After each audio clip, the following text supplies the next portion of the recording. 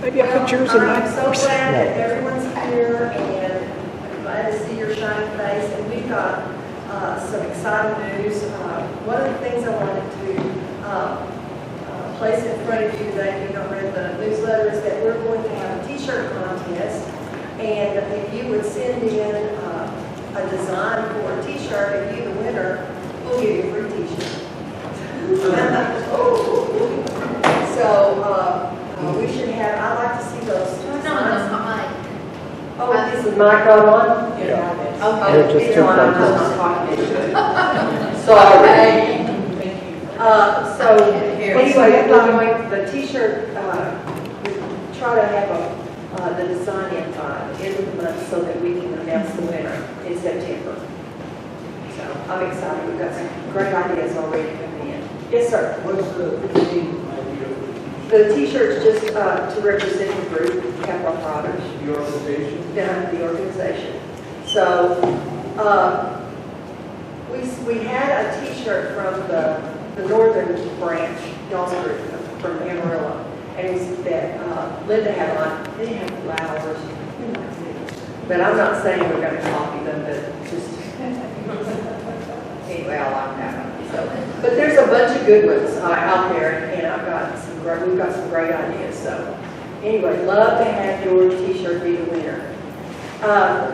Also, we extended the deadline for the anthology to the 14th, but if you get it in on the 20th, we'll still take it, or the 30th, or the 31st. I mean, we want your anthology, we really do. Linda messages came in, and she she should have been in a wheelchair. She's sick as a dog. I bet she's got flu or COVID or something. Anyway, she left, but she wanted us to get all those anthologies stories, and we've got to get our group together that is going to judge everything. So we'll have that all mapped out for you at the board meeting at the end of the month, and have all of that information for us. And let's see, what else? Oh, we will not be meeting here in September or October. We will be over at Groves Library. Is that right? Yes. Okay. Groves Library, and they're going to let us in and shoo us out at 1. So we've got plenty of time to be in there for September and October. Okay? Everybody put that in your notebook, and don't forget, because if you come over here, there's a kid that's going to be crawling all over the place. It's a big party, so, which looks like fun. Also, in October, they have their fall festival, and that looks like fun too. And we ought to talk about that for next year. Everybody thinks Camp Rock ought to have a table at their art festival. That might be fun. Okay. That's the new business. Does anybody have anything else that they want to add to what I've got to say? Lunch. Well, I'm going to call the Toasted Yolk for lunch and see if we can get them to hold a reservation. If they will not, I think we ought to go to the Co-op Cafe if we can get in there. But I was there last night, and we didn't have a reservation. We all had to sit at the bar. And so, but we were real nice about it, so they found us some food. Oh. So I'm always kind of hoping that will work, and it usually does. So we're going to try the Toasted Yolk, and if we can't get in, then we're going to go to the Co-op Cafe. The Co-op Cafe is so cool. You walk in and you see all the greens that they're going to put on their food. They grow hydroponic butter leaf lettuce and other kinds of lettuce, and they locally source all of their beef products, all of their eggs. So there's a rancher, there's several ranchers that sell their own livestock. They butcher and sell it themselves. So anyway, the food is really good at both places. We won't be disappointed either place.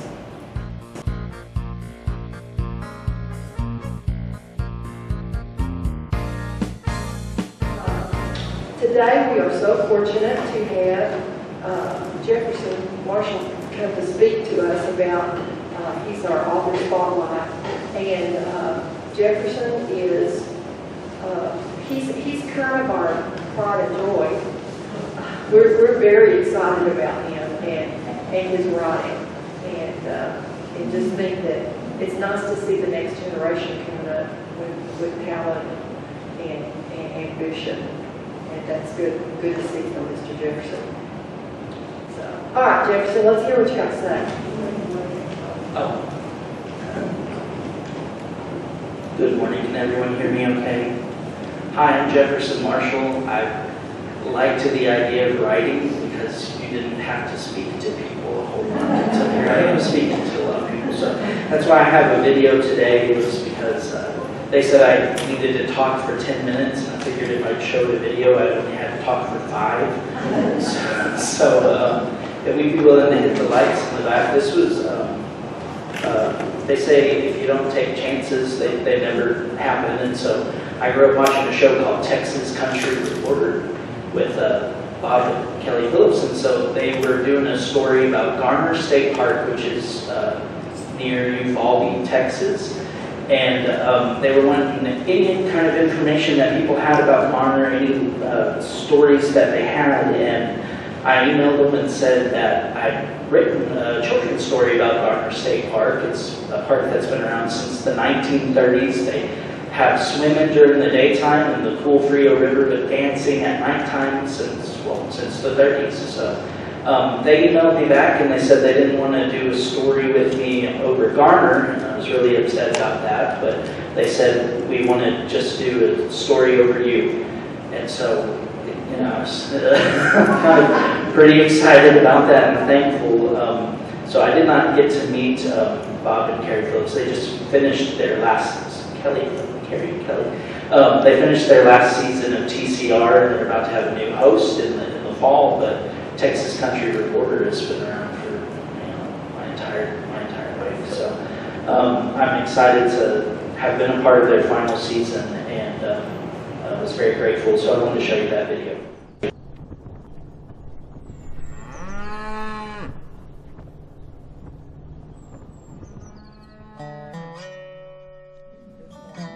Growing up as an imaginative kid in Texas, every time I was outside, there was always something to explore or to imagine and to enjoy. Big Red's coming to see you.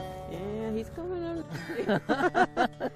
And so, as I've become an adult, that exploration has never stopped. It's continued as I go out and explore the parks, discover what animals are there, what landscapes are there. And they kind of start to, in my head, weave into stories of their own. And these stories get written down on paper for others to enjoy as well. For most, the childlike wonder of the outdoors dissipates as 9-to-5s confine us between four walls. But for English teacher Jefferson Marshall, becoming an adult only made his love for the land blossom. Now he's using his daydreams to inspire today's young Texans to get outside. As an English teacher, I realized there was no children's book series about the Texas State Parks, so I decided these parks are important and that I wanted to share the different aspects of the parks so it would hopefully get elementary readers more involved in exploring the outdoors, but also just get families back into the state parks as well. And if they couldn't go there physically, then they could at least read about them in a book. Jefferson's book series, Texas State Park Adventure, tells tales of 5 fearless friends exploring our parks. They meet the creatures of Caprock Canyons, race to the lighthouse in Palo Duro, and take a dip at Garner State Park. The success of his series has led him on an educational tour throughout the park system. And today, Jefferson is making a stop at Copper Break State Park to share his books and knowledge with these explorers. I introduce the book series, and then I will use each book as a demonstration of something wonderful to do in the park. If you think you might know what this creature is, raise your hand for me. After that, we'll talk about landscapes by either saying true, that landscape does exist in this state, or no, it does not. And then after doing landscapes, we usually will talk about different activities that you're able to do in the park by playing a game of charades. The whole presentation comes to a climax when we do the Texas rainstorm. We'll have everybody in the group start snapping and then clapping and then patting their hands, and then by the end they're all standing up and stomping their feet. It sounds like you're standing in the middle of a Texas rainstorm. But you have to be careful, because multiple times after we've done the Texas rainstorm, we usually get a hailstorm later that day.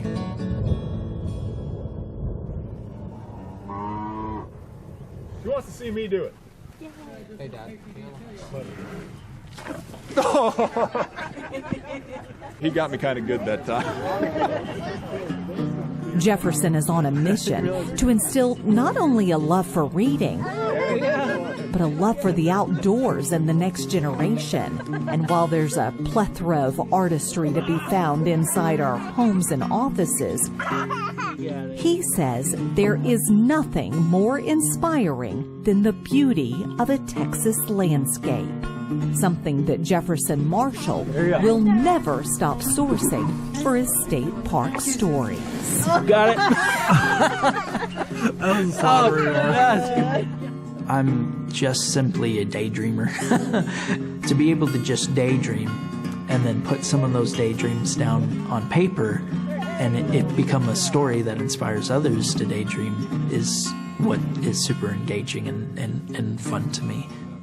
Creativity is always a good thing, and it's always a wonderful thing to put more art and more passion in the world, because I think it brings people hope.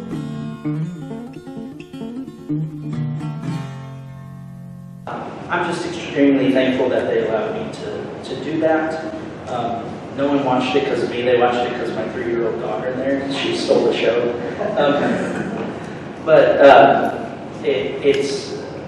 I wanted to answer some of the questions that Mathis had printed for me. When did I first start writing? I started writing with a really good English teacher in 4th grade named Miss Peak. It was my first series. It wasn't about the Texas State Parks. It was about my stuffed animal that went on adventures with me. And so I went and found him last night, but my mom kept him all these years for me. And so she's always encouraged me to write. My English teacher put on the top of them, she said, very creative, good story. And I think that's what you put, even if it's not a great story, but you still want to encourage people. And it worked out very well. But when I started writing as an adult, is this too loud or is this okay? Okay. When I started writing as an adult, it was after I ended up in the hospital. 2017, I had a blood clot, and they put this in the back of my head, and they said that I should have died. And while I was lying there in bed, I had a good conversation with God, and I said, Lord, moving forward, I only want to do things that are, I want to glorify you. What can I do? And I ended up at a writers' conference with Hank the Cowdog, author John R. Erickson 2 days later. And so I just said, Lord, it seems like it's kind of weird that what you would want me to do is spend time writing children's books. And the reply that I kind of heard from the Lord was that if God calls you to something, it doesn't matter what you think about it. You need to do what the Lord calls you to. And it's been a really good opportunity to go around the state of Texas to talk to different communities and children and tell them about these wonderful places that they can go and explore. Even if they can't explore them in person, they can explore them in a book. So my latest book takes place in Dallas-Fort Worth. It's called The Cedar Hill Cross Trails. It actually came out about a week ago, but I haven't gotten a physical copy in my hand to make sure that all things are final, everything looks good on that final printed copy. Once I do, I'm going to start, trying to promote it and stuff. I'm just doing what I can for it. But it's about a grandson and a grandfather who go on a camping trip together, and it's from my own experiences with my own granddad, where we have very different views of what camping should look like. And so he was trying to make me eat Vienna sausages one day, and I wasn't having it. And so that's kind of where this one started from, is an endearing love between, between different generations who can find commonality in different ways. The greatest joy of writing for me is being able to go and visit with people at different tables and stuff, because it doesn't stay about my books for very long. It becomes more of the time to swap camping stories, where they'll either say, when I was little we did this, or, oh man, I haven't taken my kids out to so-and-so park yet. And so it becomes less about my books and more about people just enjoying nature together, which I think is always a good thing. I'm really excited about this book that's coming out, and also book number 5, which I've written but working on editing. It's the very first time that a state park administrator, ranger, the one over the entire park, for the first time, one reached out to me and he said, our park is struggling, we're not getting a lot of people out to it. Would you help us advertise our park by writing a children's book about it? And so I'm just very grateful to be given that opportunity to use my little children's book series to have people enjoy a park that people don't know a ton about. My favorite authors are Hank the Cowdog. S.J. Dahlstrom is a really good one, but also hats off to everyone here who has been really kind to me over the past 4 years. And so some of my favorite authors are in this room as well.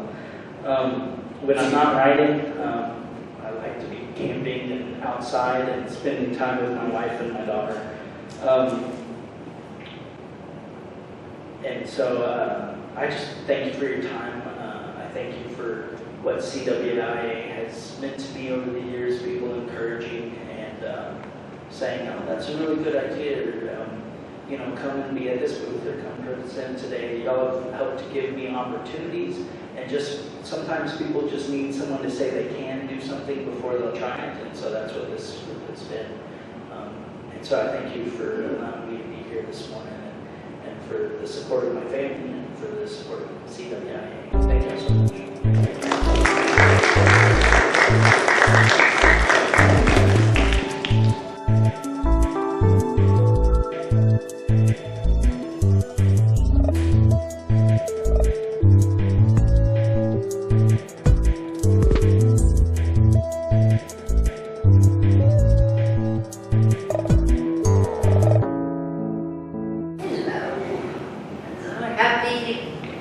All of y'all to be here. I'm happy to be here. We never know in these days and times, and so I'm very happy that I was able to get Jenny Archer to come. She's just so good at teaching writing and doing writing. She has her books. They're $12 each, and how do you take cash and checks?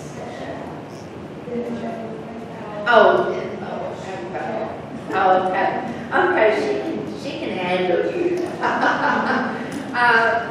And she also has a QR code that she's gonna give out. So you can buy online and check her out, and her books are so good. I pale beside her. My work is, oh gosh. Publishers Weekly called Jenny Archer a writer who captures the voices and vulnerabilities of her characters with precision. Archer is an eclectic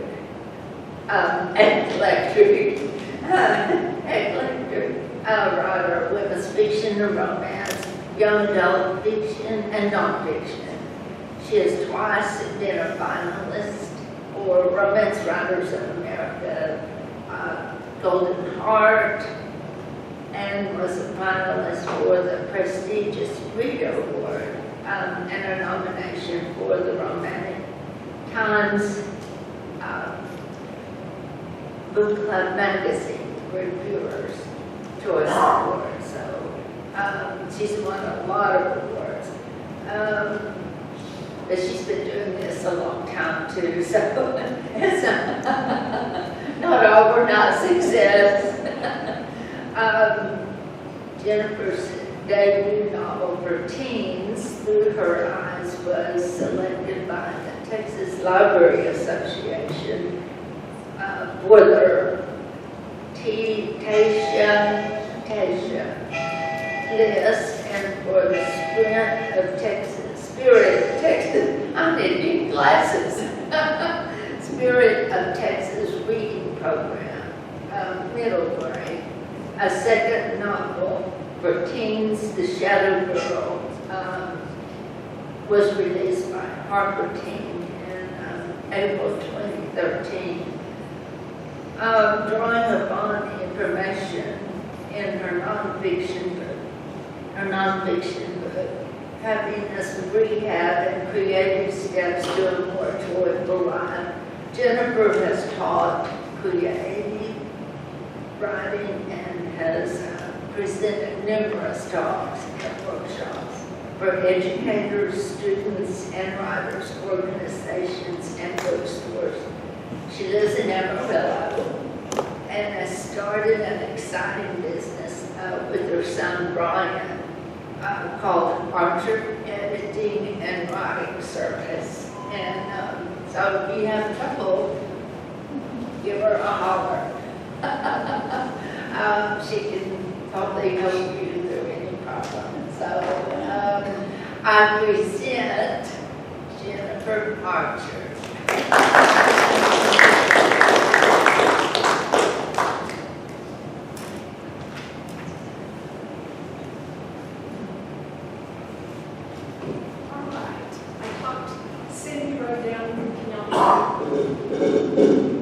Can you hear me? Cindy rode down from Amarillo with me, and I talked her ear off, so I'm hoping my voice holds out for this. Let's see here. Well, I'm really happy to be with all of you today. Jefferson is a hard act to follow. I'm really impressed with everything that's happening from a lot of you in this group. I've heard some really awesome things today about what you've got going on from Tom and you, Jefferson, too. And he's the new generation of writing. I'm the old generation. So I did not do a PowerPoint. I've done PowerPoints in the past, but I tend to do better with the old school method because obvious reasons. I am old school. So I have handouts, and I'm going to hand, Cindy will get those and hand those out to you. They kind of follow along with my talk today. And if you have questions, if you want to just jot down maybe on the handout, and we'll try to get to those at the end of this. I have a lot of material to get through and hope to get through it in an hour. So I will be relying on my notes quite a bit and going from there. So Linda told me when she asked me to do this talk that most, if not all of you in this group are very seasoned writers. So I'm sure that you all know the importance of using sensory detail in your writing. So my goal today is to maybe give you a new perspective on how to do that, how to approach it, and maybe to delve a little bit deeper into the five senses and using those in your writing to make your story and your characters more relatable to your readers. And that's really kind of our goal, to make our stories very real for the readers. So I'm going to start this morning by reading a paragraph from a 1927 edition of a book called The Princess and the Goblin by George MacDonald. And just kind of pay attention to his this kind of a humorous little paragraph. One very wet day, when the mountain was covered with mist, which was constantly gathering itself together into raindrops and pouring down on the roofs of the great old house, whence it fell in a fringe of water from the eaves all around it. The princess could not, of course, go out, she got very tired, so tired that even her toys could no longer amuse her. You would wonder at that if I had time to describe to you one half of the toys she had. But then you wouldn't have the toys themselves, and that makes all the difference. You can't get tired of a thing before you have it. It was a picture, though, worth seeing. The princess sitting in the nursery with a sky ceiling over her head and a great table covered with her toys.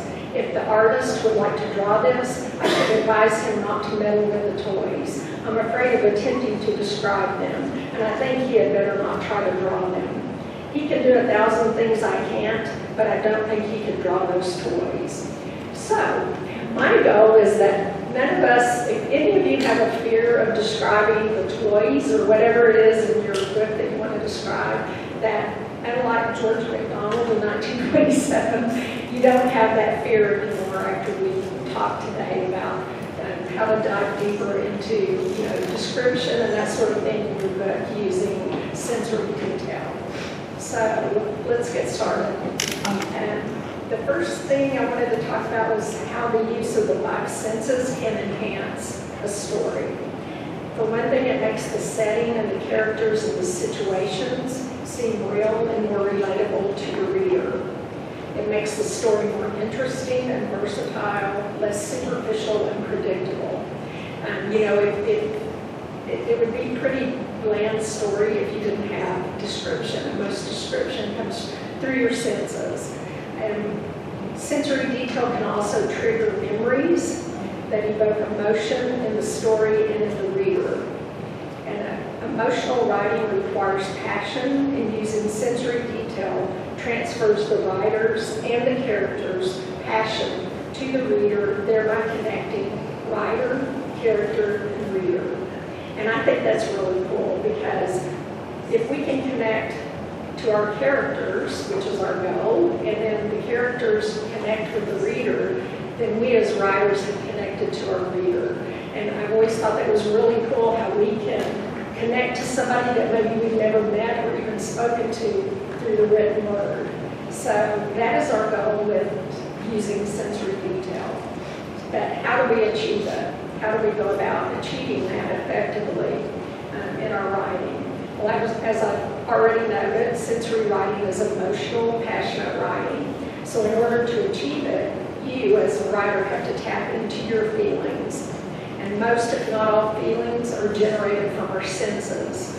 So you have to pay attention to the information that your senses provide in order to enrich your writing. So let's take each sense one at a time to get a better understanding of how to go about that. Okay, we'll start with sight, because I think sight is the one that writers obviously use the most in a book. And you obviously have to look at what you see and look at the surface of it and describe it for your reader.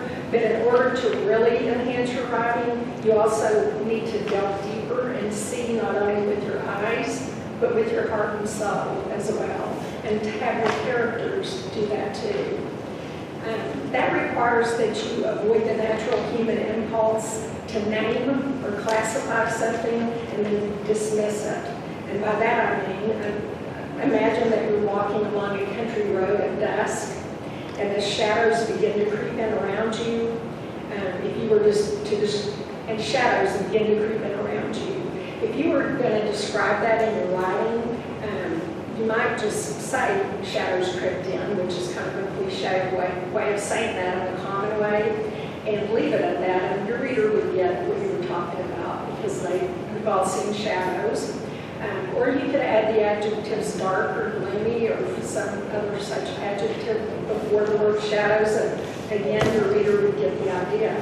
But listen to the way Paul Harding, in his Pulitzer Prize-winning novel Tinkers, delves deeper into his description of shadows at dusk by seeing them and allowing his character to see them not only with eyes, but with heart and soul, and see what difference that makes, how much passion and emotion it adds to the writing. So this is from the Pulitzer Prize-winning novel Tinkers. The rutted road ran between 2 mild slopes. The trees that grew on the slopes leaned in toward the road so that their lowest branches brushed the grass. The sun lowered, and there was brightness in the treetops and brightness in the long grass, and in between a band of shadows gathered and held in the skirts of the lowest branches.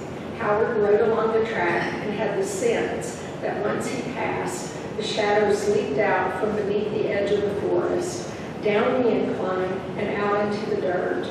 Behind him also, along with the shadows, animals came to browse in the grass at the verge, and a black-booted red fox darted across the bright road from darkness to darkness. To Howard, this was the best part of the afternoon, when folds of night mingled with bands of day. He resisted the desire to stop the wagon and get his mule, Prince Edward, an apple, and crawl into the shadows and sit quietly and become a part of the slow onset of night, or to stop the wagon and simply remain on the bench and watch the shadows approach and pool around the wagon wheels and Prince Edward's hooves and eventually reach the soles of his shoes, then his ankles, until mule, cart, and man were submerged in the flood tide of the night. Okay? So I just love that passage. To me, that imagery of shadows as water pooling and rising is just so unique, and it just adds so much more than saying shadows crept in. Yes, that's good enough, but you can take it one step further and really create an image for the reader that puts them there in that scene. You know, to me, that was a very soothing feeling of the water rising, kind of like being in a bathtub and feeling the water rise up, you know, and you relax more and more. But you could also use that imagery in your story to create a sense of panic if you wanted to, you know, depending on what your character of the story, maybe their backstory is. So, you know, think of tsunami victims. They're going to have a really different feeling about water rising than somebody that's thinking of that as a soothing thing. Okay? So with the sense of sight, it can be powerful to show your readers something familiar in a new way, as that paragraph from Tinker's, in my opinion, so brilliantly illustrates. As a reader, I think it's really satisfying when you read a description and think, as a writer, and a reader, and you think, that's so true, that's how that looks. You know, why didn't I think of that? Why didn't I write that? Maybe that's why he has a Pulitzer Prize, and I don't. But I just think, you know, about that shadows do kind of leak and spread like water. So there's a novelist named Elizabeth Berg, many of you might have heard of, and she says that to show readers something familiar in a new way, as a writer, when you observe something, you must be aware of the substructure. Don't just look at someone's face, look at the bones beneath them. And then tell the reader what you see and make them see it too. So, again, don't just look at the surface, look deeper, look beneath. And you must notice subtleties, gradations in color, and form. So don't just tell the reader that the shadows are dark and gloomy. Show them the bright light between those shadows and the black-booted red fox darting across the brightness from darkness to darkness. That's one thing about that paragraph that I thought was so intriguing. He doesn't just describe the shadows, he describes the brightness between them. Show the darkness pooling, spreading, surrounding feet, then rising slowly to cover shins, knees, and thighs. But what about if you're trying to describe a character? You can actually define a character by not only what he says or does, but also by his appearance. But too often, I think writers just tell us if a character is tall or short, what their hair color is, what their eye color is, that maybe how they dress, that sort of thing, which is kind of a surface thing. It doesn't really tell you much about them as a person, okay? But you can take it deeper than that and expose even more about the character through the visual details that you choose to include. And details matter, but not just every detail. You want to really be choosy about what you decide to include.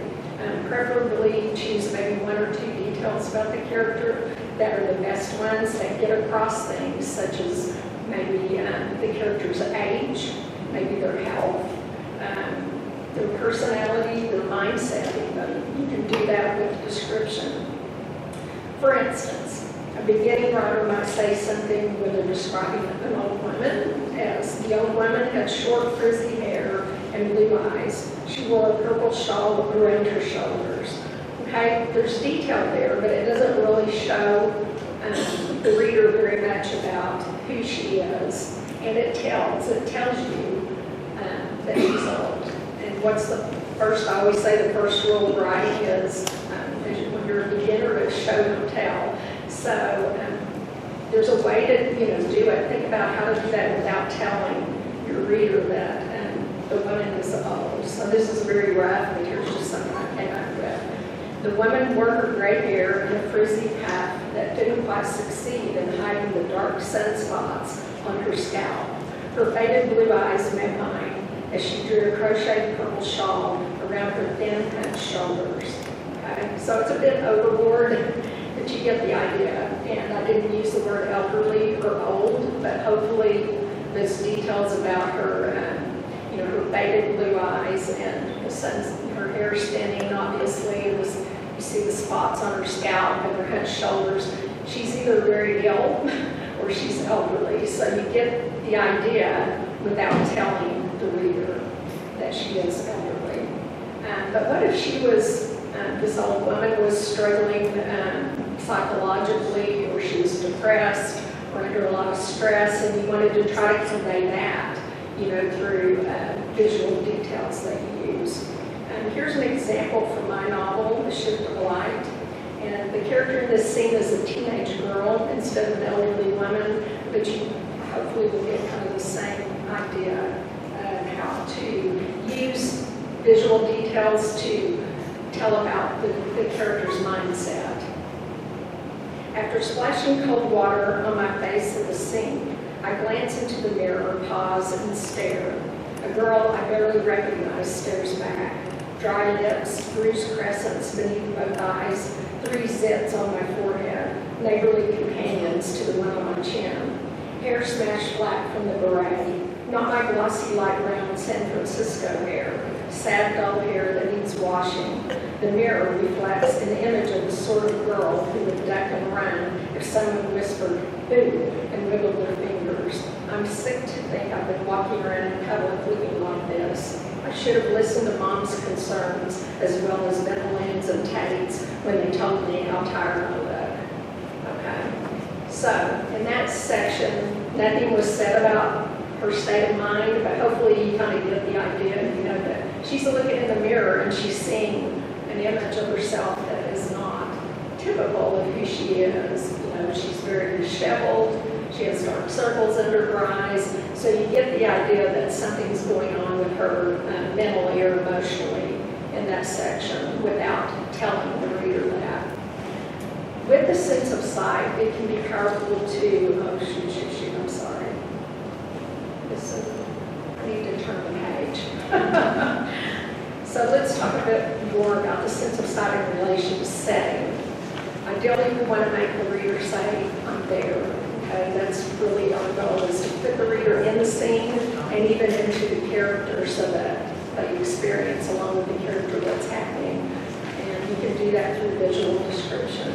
And again, small details matter, but you don't need to overdo.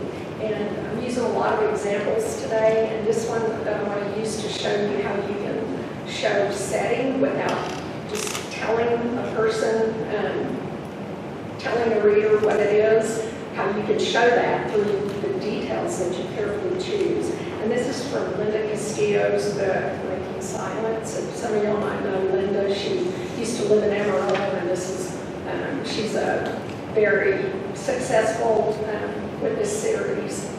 And I'm trying to think of what the name of the first one was, but she's done quite well with this. So listen to this, and it has a lot of other sensory details besides sight in it, but listen for the sight details. And there was very few, but I think they tell you a lot. I stifled the little voice telling me to turn around and go home as I kill the engine and get out. Snow stings my face and blows down my collar as I traverse the lot and head for the entrance. Shoving open the heavy wood door, I step inside. The familiar smells of cigarette smoke, old wood, and spilled beer greet me like scruffy old friends.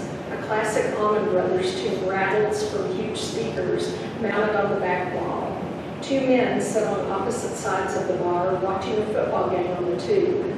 At the rear of the room, a young man with a goatee plays pool with a woman in tight blue jeans and a faux fur coat.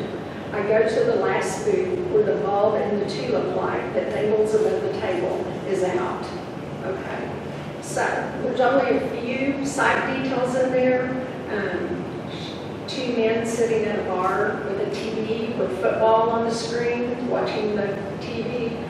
Two people playing pool, and the man's in jeans and the woman's in tight blue jeans and a faux fur coat. The light bulb above the booth and the bulb's out. What does that tell you about this bar? Is it like a swanky bar in Manhattan where people go wearing their suits after work and have a martini? No, it's a dive bar, yes. So just with those few little details, she tells you a lot about that setting. So let's move on to sound. And I'm a very auditory writer. I just really like to put a lot of sound imagery into my books. And I think writers tend to fall on one or the other of the senses that is kind of their favorite thing to use, but use primarily. You should all use all of them, of course. But to delve deeper into the sense of sound, don't simply hear it. You want to feel it, and you want to feel it like Elizabeth Berg says, that when you listen to the sound, you should move beyond your ears and hear things not only in your head, but in your center. Use word sounds in your writing that convey the emotion or feeling that you want the characters and your reader to experience, and then set the tone you want readers to feel along with the characters. And I'm going to be using examples from the novel Tinkers quite a bit in this, because that novel, even though we read it in my Bookclub many years ago, and none of the women in there except me are writers, and they thought it was a very slow book. And it is a slow book, but it's also a lesson to writers and how to use sensory imagery. And it's pretty short, so I really recommend, if you want to dive deeper into this topic, that you maybe read Tinkers. And the reason I don't have the book with me, I have it on my Kindle. But it really can teach you a lot. So in the novel Tinkers, the character Howard lives in an isolated setting. And his work often takes him out into the wilderness alone, and he also suffers from epileptic seizures that strike him as unexpectedly as a storm can. And they feel like a violent lightning strike to him.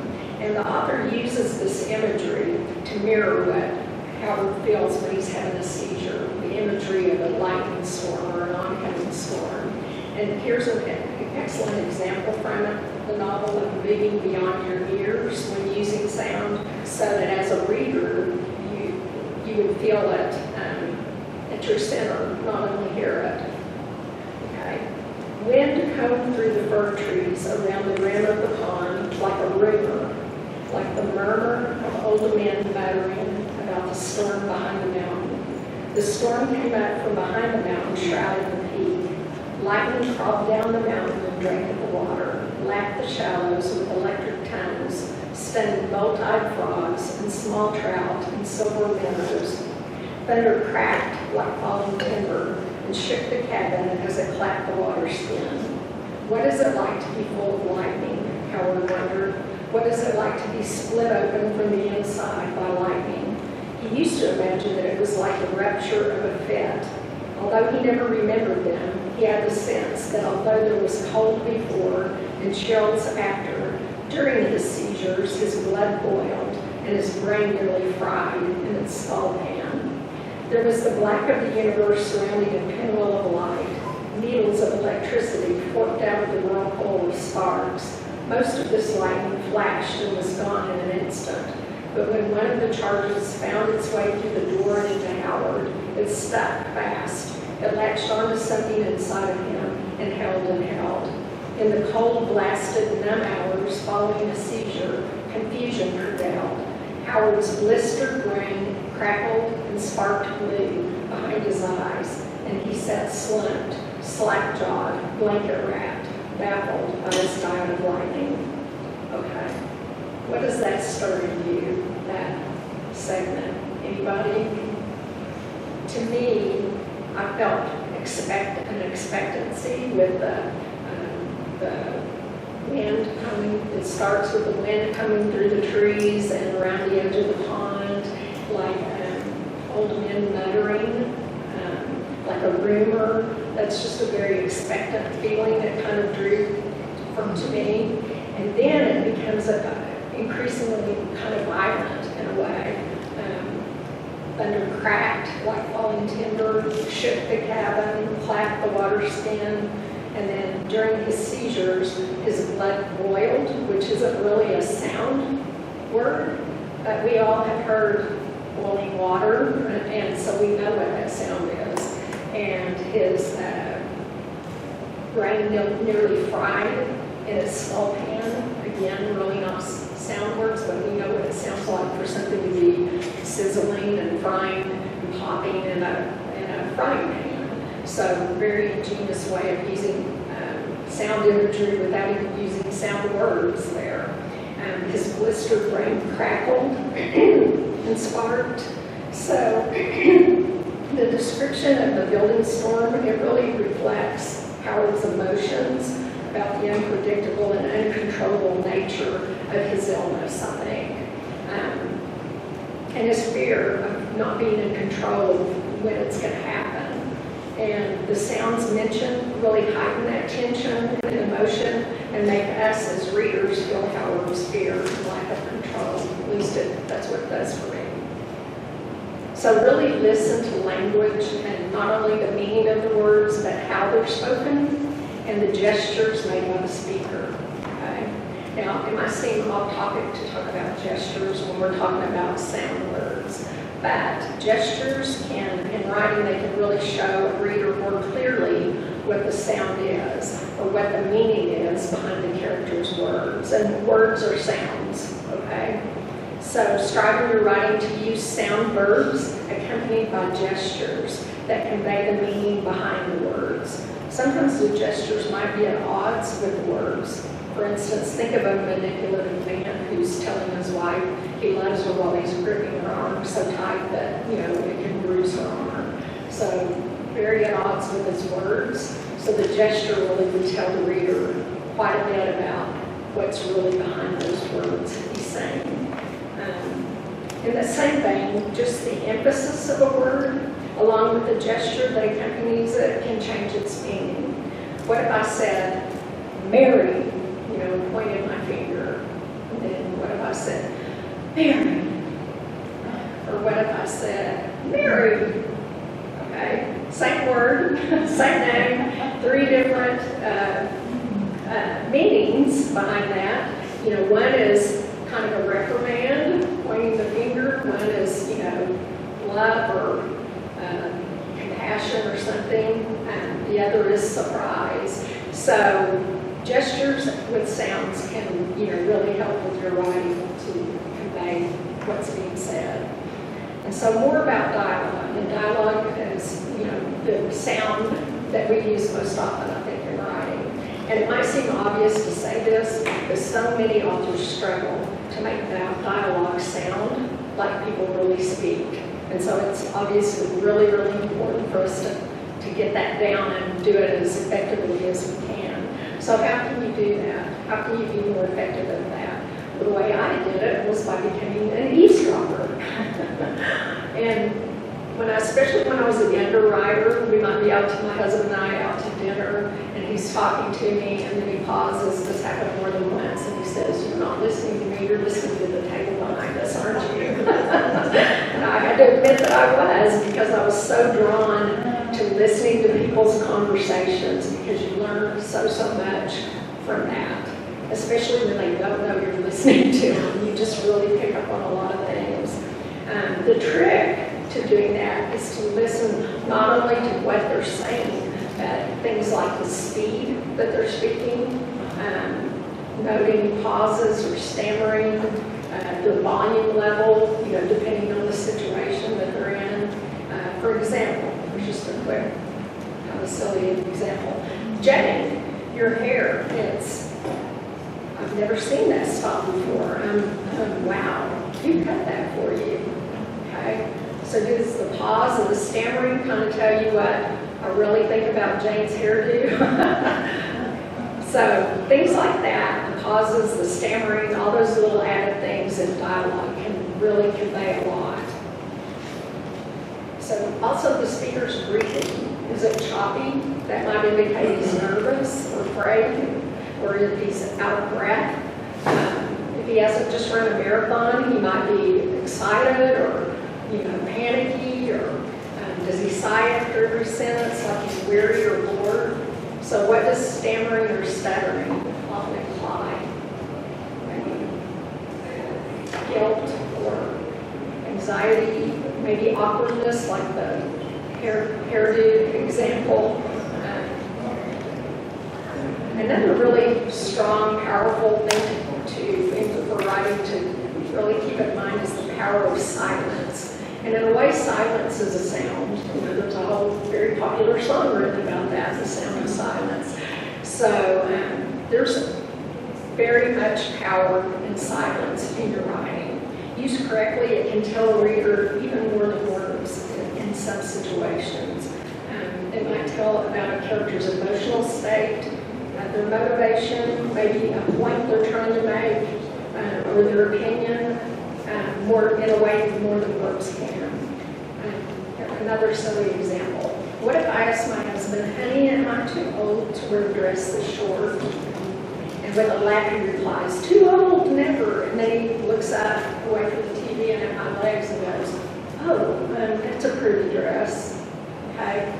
He might be, what's he telling me? Go put some pants on, right? So the sound of silence in a pause can be very powerful in telling the readers more than just words. Silence can also set the mood of a scene, bringing a setting to life, or it can convey a situation. And here's, I was reading this kind of, when I was preparing this talk, and thinking about the power of silence in writing. It came to me, a book I read many years ago. It was a Dean Koontz novel, and I can't even tell you what the name of it was. But a scene came back to me that made me think of how powerful silence can be used. And this is not the scene, but this is kind of what happened in the scene. Think of a woman who hears someone in her house in the middle of the night, so she hides under her bed. A door squeaks, a floorboard creaks, silverware rattles quietly as a kitchen drawer is pulled open. There's a sudden rush of water from a faucet. There's a slight tapping of shoes in the hallway, moving closer to her room. Then there's a pause, followed by the rasping of her bedroom door against the too-tight frame. A soft hitch of breath sounds, then nothing. To me, the silence is creepier, scarier than the noises. At least when she was hearing the noises, she knew where the intruder was. She knew this intruder was in the kitchen because she heard the rattle of the silverware drawer, the water faucet, and she knew the intruders in the hallway. And she knows that, I'm going to say he, because it was a he in the book, but he is at her door because she hears the door rasp open. But then, when that all stops, she's at a loss. Did he leave? Did he step really quietly into her room, so quietly she didn't hear him? Is he about to grab her by the ankles and pull her out from underneath the bed? So silence, it can be so, so powerful. Okay, sounds again, other than silence. Think about the different sounds you hear at a carnival as opposed to a funeral. That sounds pretty obvious, but sometimes I think writers forget to put in those little details. There's things that are specific to each of those scenarios. Think about if you were walking in downtown Dallas at noon on a Friday afternoon, as opposed to if you were walking down Main Street in Clarendon, Texas on Friday afternoon at noon. What would be the difference? You could use those without even saying you're in a city or a small town to let the reader know where, kind of what that setting is. Now take, what if it was 3 a.m. and you were in Dallas, walking down the street at 3 in the morning as opposed to Clarendon? Would the sounds be different then? Not sure, I've never done that, but probably so. So those are little details to think of. As for mood in a scene, think about the moods that these sounds conjure. A slowly dripping faucet in an otherwise quiet house. What kind of mood does that suggest? Maybe annoyance, tension. It can even be a ticking clock, like time passing. A high school band playing at halftime on a football field. That kind of, to me, conjures happiness, maybe even innocence of that time in life, excitement. A howling wind, maybe loneliness or even fear. The quick click of high heels on a marble floor, that can really mirror irritation, tension, anger, many things. The tap of a finger on a tabletop, impatience or boredom, birds chirping, maybe unhappiness, a child singing, maybe joy or innocence. So sounds can elicit those emotions and other emotions in a reader and in a character. And people might have different reactions to the same sound depending on their history. Like we talked about the rising water. Depending on their history, their backstory, they're going to react differently maybe to a sound. So it's a good idea to build a backstory for your character that includes sound, and then have them react to that sound in the present day moment of the book. Actually do that with all 5 senses. Think about doing that.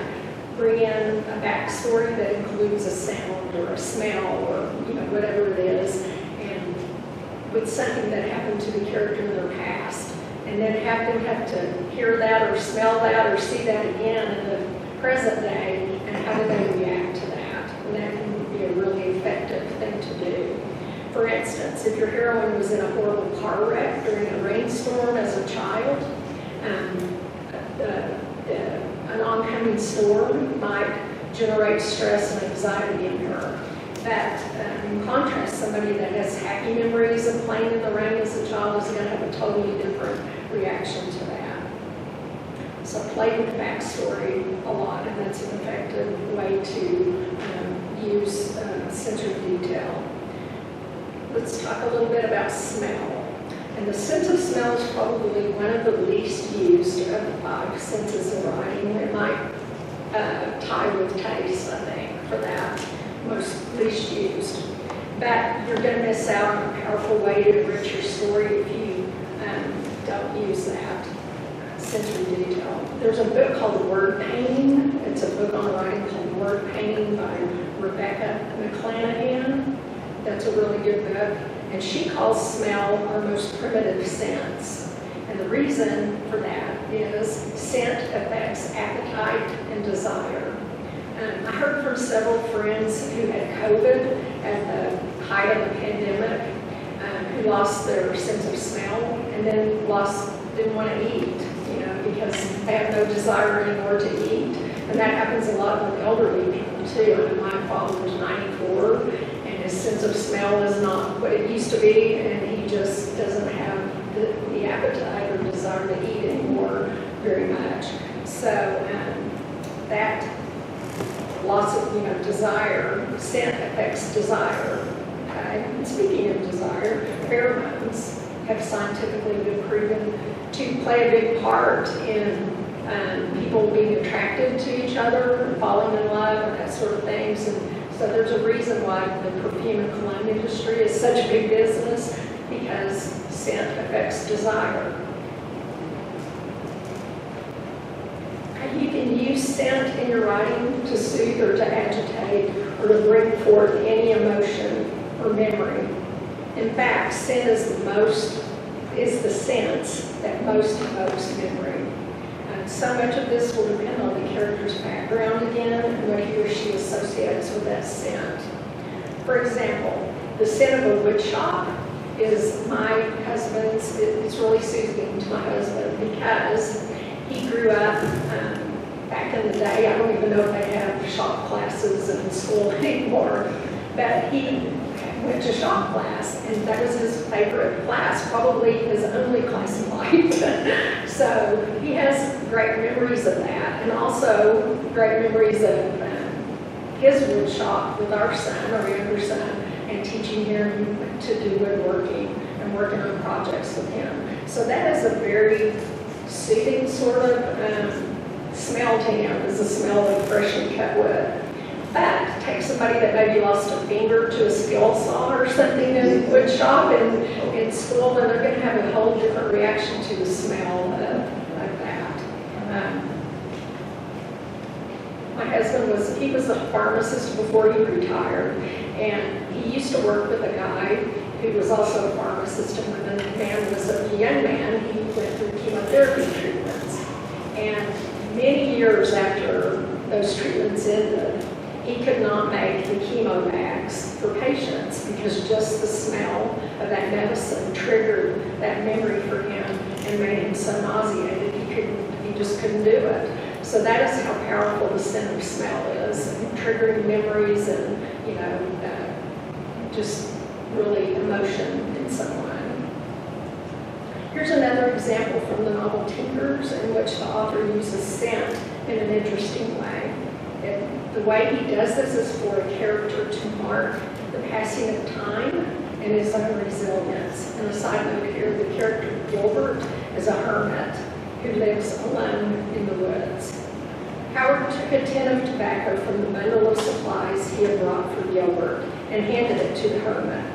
Gilbert held the open tin to his nose and inhaled slowly, savoring the rich, sweet, near dampness of the new tobacco.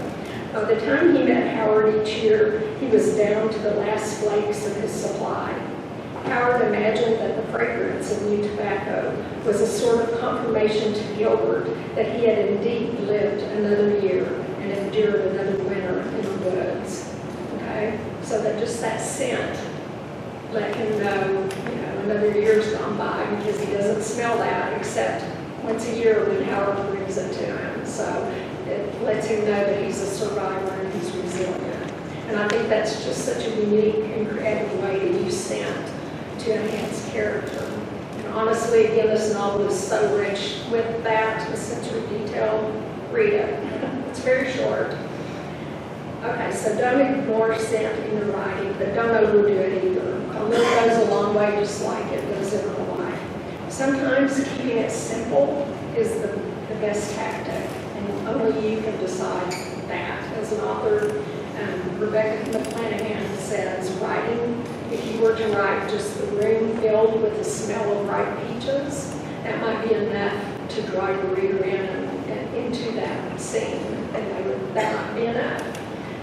So be very analytical about when it can enhance your writing to be more expansive in your use of scent, or when keeping it simple is going to be more effective. Okay? And it probably goes without saying that we should avoid cliche and overuse descriptors of scent such as yeasty, spicy, sweet, but I can only stand to be reminded. And try more creative ways, if you can, of describing a fragrance. Even the use of non-scent words to describe a scent. For instance, a forest or a meadow smelling green.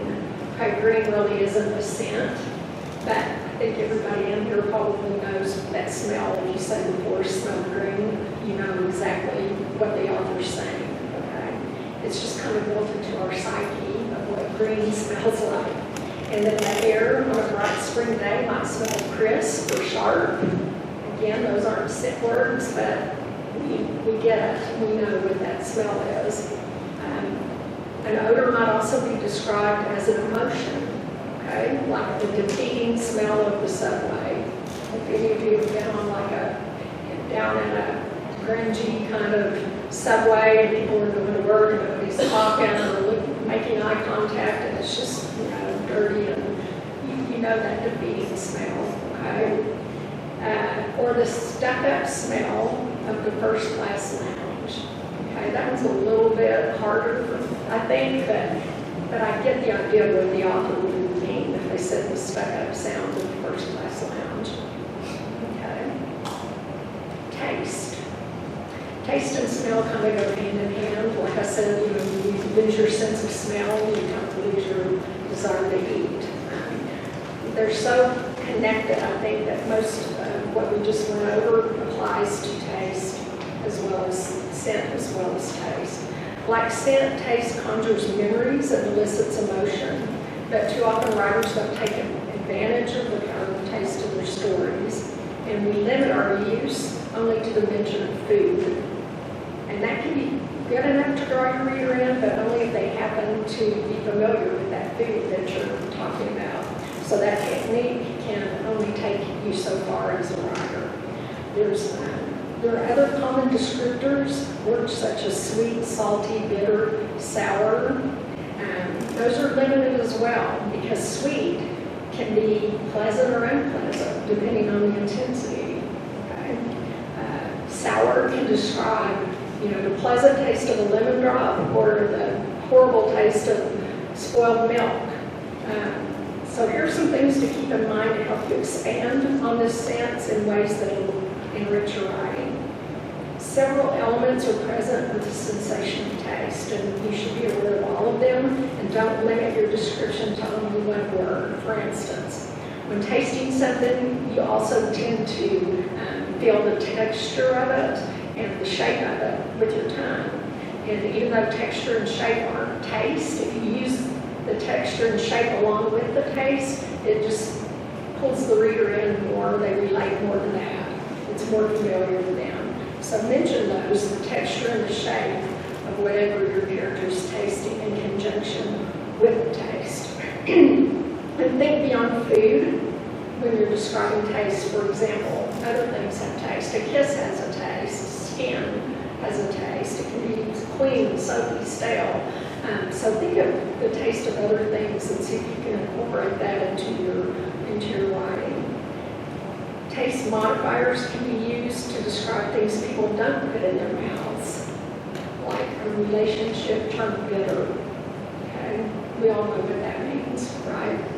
Or sour disposition. We've all known somebody who has a sour disposition. We may have even had a sour disposition at one time or another. A sweet smile, a person with a salty manner of speaking. Okay? We all understand what those mean. Of course, always strive to be original and avoid overused descriptions such as the metallic taste of fear. That's one I see again and again. So when you get I'm a person that tends to, when I'm writing, I'm going to fall back on cliche a lot. So I have to catch myself. How else could fear taste? So think about that. How else might it taste? Maybe rancid or burnt or bloody or rusty, or just come up with something a little different than the metallic taste that everybody uses in the writing. In relation to taste, what a character eats or chews and how he goes about it can tell the reader a lot about him or her. And this is kind of falls back to the thing about gestures, think about a person that's talking with their mouth full. Does that tell you something about his personality, maybe? Or a person who uses a fork and a knife to cut up their hot dog rather than picking it up. Those are two different kinds of people, okay? One is maybe finicky, I don't know, afraid of showing, themselves getting a little messy. The other one's a little freer, so it just tells you something different about each one. Or a person who cuts their meat into tiny little pieces, as opposed to somebody that sticks a fork in a pork chop and picks it up and takes a bite. Those are two different characters. And those all, even though they aren't tastes, they relate to taste. Okay, so if you include those kind of details with your taste imagery, it's going to be more relatable to the reader. And it's going to tell your reader about the personality and the quirks and the different things like that about your character. Let's move on to touch. Elizabeth Burke calls touch the most sensuous of the senses and one of the best tools at your disposal for showing personality in an indirect way. Touch is intimate, and that's because touch and taste, you have to be up close to touch or taste something, whereas vision and scent and sound, you can see or hear somebody from a distance, but you can't with touch or taste. So use touch along with dialogue to relate the inner workings of a character's mind, heart, and motivations. Often touch can say more than words. For example, one time I was at a writers' conference many years ago, and at my table was this very attractive woman. We were on a break, but everybody was still sitting around at the tables, and we were on a break, and this woman at my table was actively, just openly flirting with this man at our table who happened to be the husband of one of the conference speakers. So I was kind of just sitting back watching all this, and across the room I see his wife, the conference speaker, she's seeing what's happening over here at the table. So she gets up quietly, walks across the room, comes up behind her husband, places her hands on his shoulders, and just looks at that woman and never says a word. But the message was loud and clear, let me tell you. It was like, he's off limits, back off, he's mine. So without saying a word, this woman conveyed that just with touch and a look. And I never forgot that, because I thought that is such a powerful example of how touch can, you can pull that kind of thing into your stories. Another example might be an expert giving a presentation, and his words may sound confident, but he's continually like tugging at his tie or wiping sweat from his brow. So it's, his actions are telling you something different than his words. He's maybe not as confident as he sounds. So again, we need to be aware of cliche descriptions of touch in our writing. And to avoid them, observe how people really touch themselves and others. Watch for the less obvious, more subtle forms of touch and what they convey. For example, if a woman is telling me a story about her fiance proposing to her, and I press a hand to my chest, what does that tell you about what I feel about this story without any words being spoken? That I'm touched. That maybe I think that was really romantic, or, at any rate, it affected me somehow, the story did. So that's just one example of, using touch in your story. And let's go back to touching someone else, like the woman who put her hands on her husband's shoulders. A hug, for instance, is going to say something very different if the person you're hugging just told you some exciting news than if they just went through a traumatic event and told you, we're telling you about that. One says, I'm happy for you, and the other's like, I'm sorry, I'm here to comfort you. Or squeezing someone's hand tightly. Depending on the situation, that gesture could be, I'm scared, don't leave me, or I'm here for you, or it could be a threatening or controlling gesture. Watch out what you say, you're not going anywhere. Here is what I think is a really strong example of using touch in writing in a way that conveys more than words could. And this is from a very little-known novel, or little-known author, the novel Outlander by Diana Gabaldon. I'm teasing. It's a phenomenon, obviously. And this is a scene with the two main characters, Claire and Jamie. He sat patiently, and this is from Claire's point of view. This is her speaking. He sat patiently, not moving, as I circled behind him and inspected his back. I didn't know how bad he thought it was, but it was bad enough. Even by candlelight and having seen it once before, I was appalled. The scars covered his entire back from shoulders to waist. While many had faded to little more than thin white lines, the worst formed thick silver wedges cutting across the smooth muscles. Involuntarily, I reached out as though I might heal him with a touch and erase the marks with my fingers. He sighed deeply but didn't move as I traced the deep scars one by one, as though to show him the extent of the damage he couldn't see. I rested my hands at last lightly on his shoulders in silence, groping for words. He placed his own hand over mine and squeezed it lightly in acknowledgement of the things I couldn't find to say. "There's worse has happened to others," he said quietly. Then he let go, and the spell was broken. Okay, to me, the way that Claire touches the scars on his back speaks of compassion, empathy, and unspeakable sorrow. And none of that is said in that paragraph, but you just get that feeling. And the only thing she says is that she was appalled by the sight of him. But you also get the tenderness, coming through. And then when he places his hand over hers on his shoulder and squeezes it, it's as if he's telling her, "Thank you. You don't have to say anything. It's okay."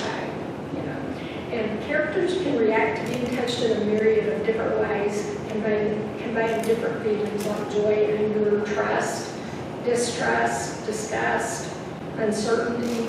A character might wince at being touched, pull away, they might smile, they might return the gesture as the character Jamie did, when he reached up and touched her hand on his shoulder in the Outlander scene. And in response to Claire touching his scars with such tenderness, when he placed his hand over hers and squeezed it lightly,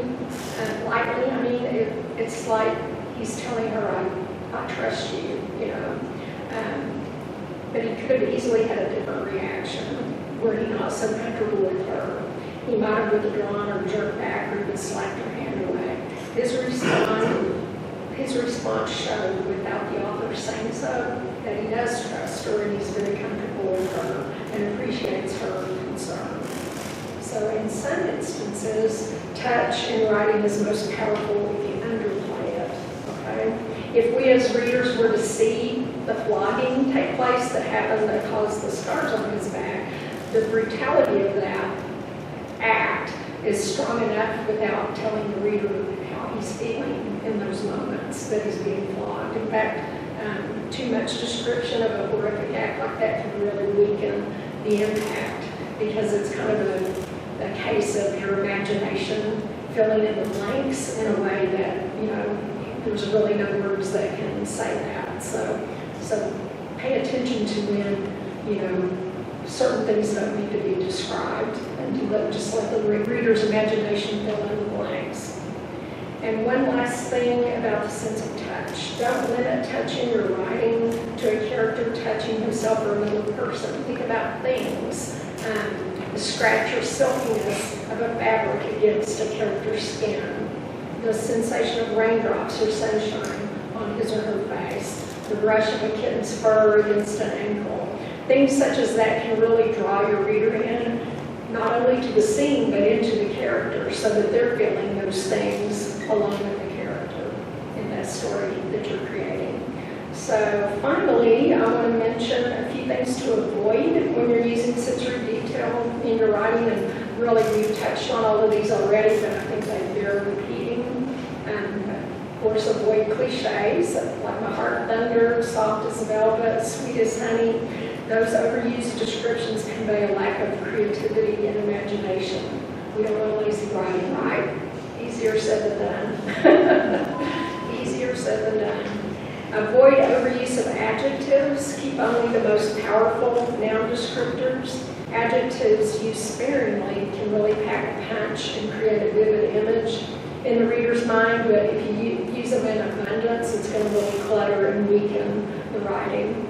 And avoid overuse of adverbs. Sometimes an adverb best conveys the message that you want to get across, but more often, verb line is stronger. For instance, "I strolled into the room" is a lot more powerful than "I walked casually into the room."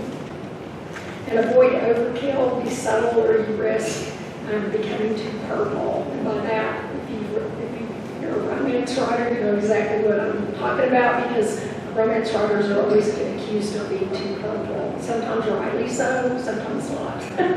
That purple, you know, too many flowery descriptions, or any description really, can be overdone. Like you wouldn't want to interrupt a fight in a bar scene. You know, you want to use your sensory detail in appropriate places too. Like you wouldn't want to interrupt a bar scene fight with the descriptions of, you know, the light fixtures of the chairs in the room, that sort of thing. So watch out for those sorts of things when you're doing your description, so that it doesn't come across as too much.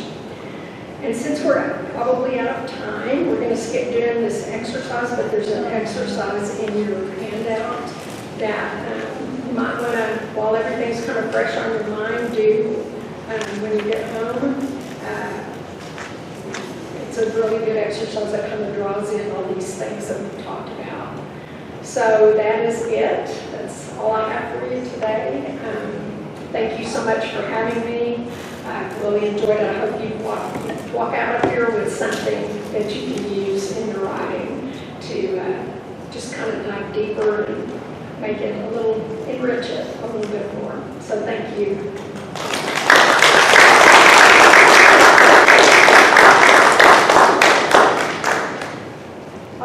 Thank you so much. And she's going to stick around and sell books to us.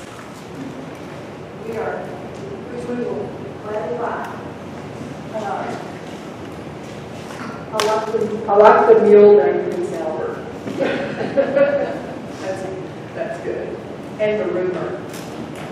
That kind of, you know, it's good for us to be reminded of things we already knew, but we kind of put in the past and forgot. And it's also fun to have a new perception of writing. And I don't know about you guys, but I'm going to go home and look for all the cliches I've been saying. Eventually, I will do that. I got a job for you. In September, when Amy Brewer is here, she has graciously accepted interviews with anybody for any of your writing. Generally this costs $50 to $100 when you interview with an agent like this at a conference. And she's going to do it for $25 a person.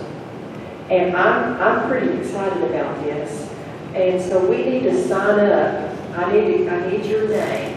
And let me tell you what we're going to do. We meet at Groves. We're going to go at lunch after the meeting, and then we're going to come back at 2:30, and I'll have the sign-up sheet, and I will send you your your time, because I don't know what time we'll all sign up for. But we're going to go in 15-minute increments. And so if you are interested in meeting with Amy, and I'm going to be there all afternoon, and I will collect the money, so we're not going to burden her with it. All she'll do is just visit with us. And you don't have to have a completed manuscript. You may have a manuscript that you're struggling with to get maybe some instruction from her to help you, go through a certain metamorphosis in your writing. You got just talking about an idea. Or you ideas. just have an idea and you want her feedback, or if she's interested in it. But of course, the ideal thing for you to have is a completed manuscript ready to go and a pitch, because she's interested in all types of writing except nonfiction. Sorry, Brad. All right. But, so I'm excited. So we're going to start, I need everybody's name that's interested. Bradley, will you start a list back there for me? Yep. And so give your name to Bradley as you leave today. And then we will make sure that you've got a time slot to visit with Amy. Does that all sound good to everybody? Sounds good to me. I'm excited.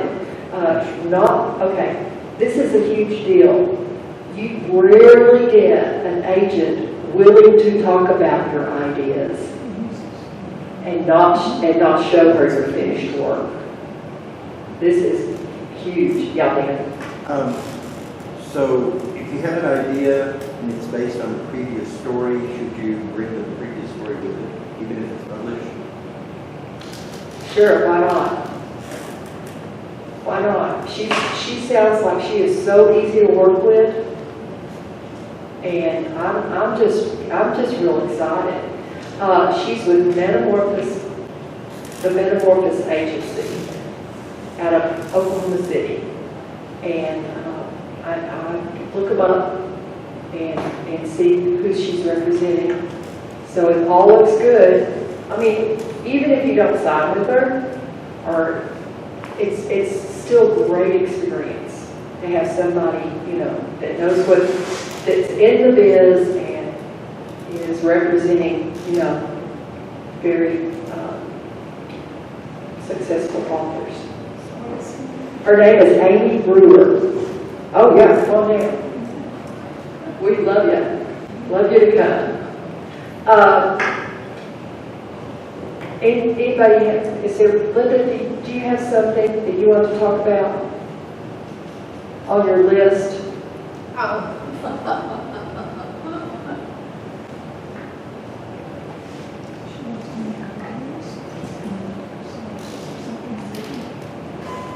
I was just going to remind or tell what we have coming up the rest of the year.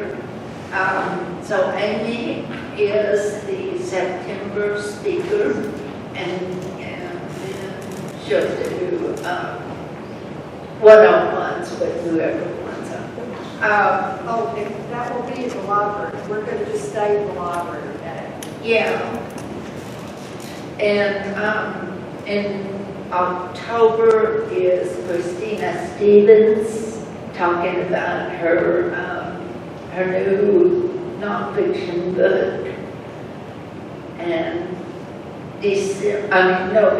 November is Taylor Moore from Amarillo, and he is a very successful thriller writer. So we got some exciting things, and so. And then we'll have a Christmas party. Yes, and then we'll have a Christmas party, and we'll celebrate, and nobody will have to work.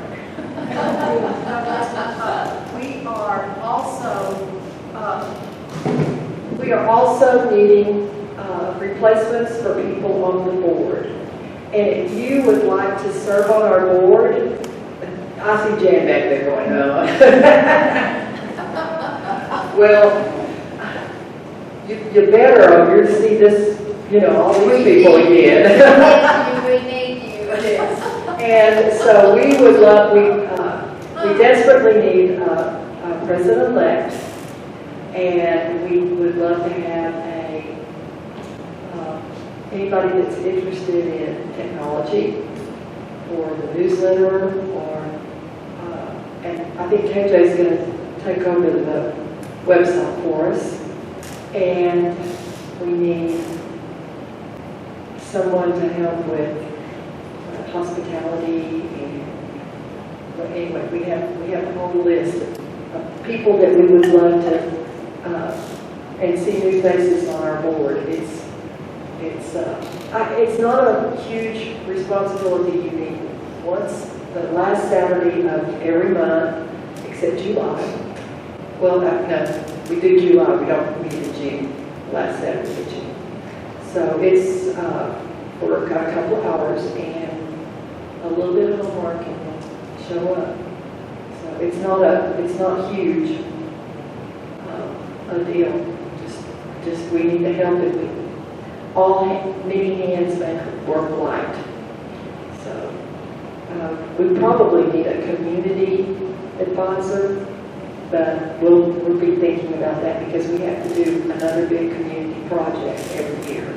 And of course, this past year we gathered suitcases for the children's home for their foster program, and then the year before that we did art supplies and school supplies for kids in LIC in January, because they've all got school supplies now, but they won't have them in January, and teachers need them. So anyway, please be thinking about committing to our board and joining us. It's a lot of fun. I have to admit, I've had more fun than I thought I was going to. I love being the president. And I have not called the restaurant yet. I will do that right now. And y'all want to sit around and visit for a little while and buy books from Jennifer, then I'll let you know where we're going to go. Okay? All right. Meeting over.